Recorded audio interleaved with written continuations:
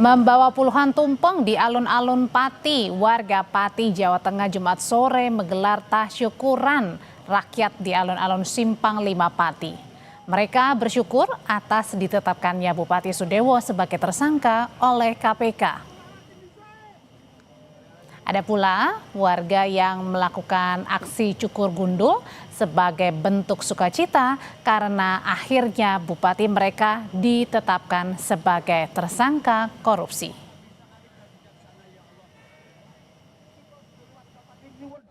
Harapannya ke depan Pati lebih baik dikelola oleh pemerintahan yang benar, yang tidak ngawur, yang peduli terhadap rakyat dan tidak sombong.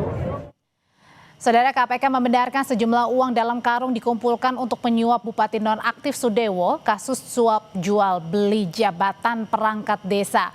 KPK juga membongkar borok kasus korupsi di Pati yang menyeret nama Bupati nonaktif Sudewo sebagai tersangka. Mulai dari pembentukan tim 8 yang diduga ini untuk memeras calon kepala desa hingga metode pengumpulan uangnya. Kita bahas lebih lengkap bersama peneliti Pukat UGM Zainur Rohman. Mas Zainur, selamat sore.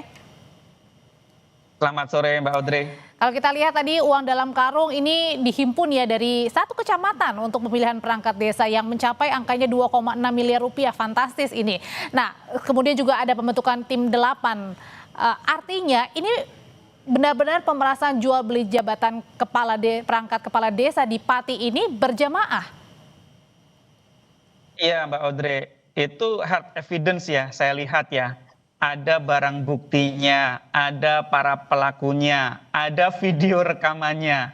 Biasanya kan transaksi tunai itu digunakan untuk menghindari analisis transaksi keuangan oleh PPATK. Jadi para pelaku tindak pidana korupsi itu sudah jarang yang menggunakan transfer secara tunai.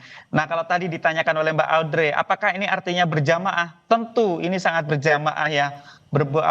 Dilakukan oleh banyak orang ya. Ada bupati, ada para kepala desa, ada para perantara, di mana di sini kemudian kita bisa lihat sangat rapi gitu ya. Ada peran yang dilakukan oleh masing-masing pihak. Nah, oleh karena itu ketika kemarin Bupati S ini berkelit bahwa dia dijebak, siapa yang menjebak? Dikorbankan, siapa yang mengorbankan? Justru ya dengan hard evidence seperti ini publik bisa melihat bagaimana jual beli jabatan atau pemerasan ini dilakukan dengan sangat rapi. Kalau rapi seperti ini kan artinya direncanakan, Mbak Audrey. Okay. Ada sistem kerja yang rapi, ada pembagian tugas, ada kemudian hasil yang sudah diperoleh 2,6 miliar. Sehingga kalau menurut saya ini sih sangat telak ya dari sisi pembuktian nantinya, Mbak Audrey. Nah, tapi sebenarnya Mas Zainur kalau sudah ada videonya yang kita lihat, ini kan artinya satu bukti juga, bukti kuat ya Mas Zainur ya. Kalau kita menduga-duga sebenarnya apa sih motif dari Bupati Pati nonaktif Sudewo bersama rekan-rekannya ini melakukan pemerasan? Kalau kita lihat di laporan harta kekayaan, jumlah harta kekayaannya Bupati Pati nonaktif ini juga besar. Apa sebenarnya, hanya memang murni untuk uang atau jangan-jangan ada motif lainnya?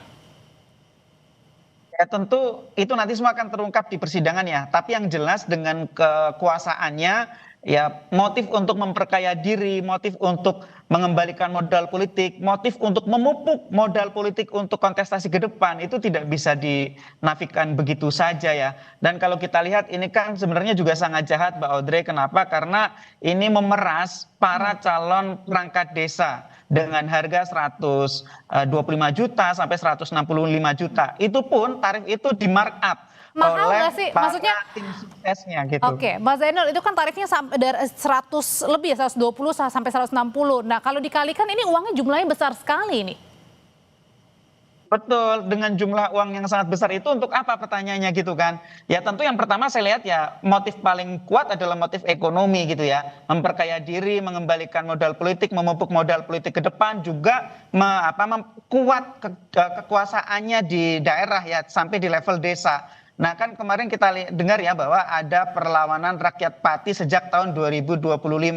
Tentu dengan perlawanan yang kuat seperti itu, Bupati ingin memperkuat diri juga dengan mengorganisir para pendukungnya, dan dengan mengorganisir para pendukungnya itu juga membutuhkan logistik. Nah, yang paling bahaya Mbak Audrey, kalau perkara ini tidak terungkap oleh KPK, bisa dibayangkan ya, satu calon perangkat desa setor 125 sampai 225 juta. Oke. Kemudian pertanyaannya, dengan cara apa para perangkat desa itu nanti akan mengembalikan modal ketika mereka ikut seleksi ini, Mbak Audrey? Caranya akan dengan melakukan korupsi juga, entah itu sekretaris desa, kepala urusan, atau kepala dukuh, kepala dusun. Mereka akan korupsi berjamaah di desa gitu ya. Sehingga kita sangat bersyukur ketika KPK melakukan tangkap tangan, setidak-tidaknya ini bisa menjadi pencegah terjadinya korupsi berjamaah secara massal di Pati ke depan, gitu Mbak Audrey. Artinya juga yang tadi perangkat desanya pun ini juga jangan-jangan sudah terbiasa dengan melakukan pengumpulan uang seperti ini ya untuk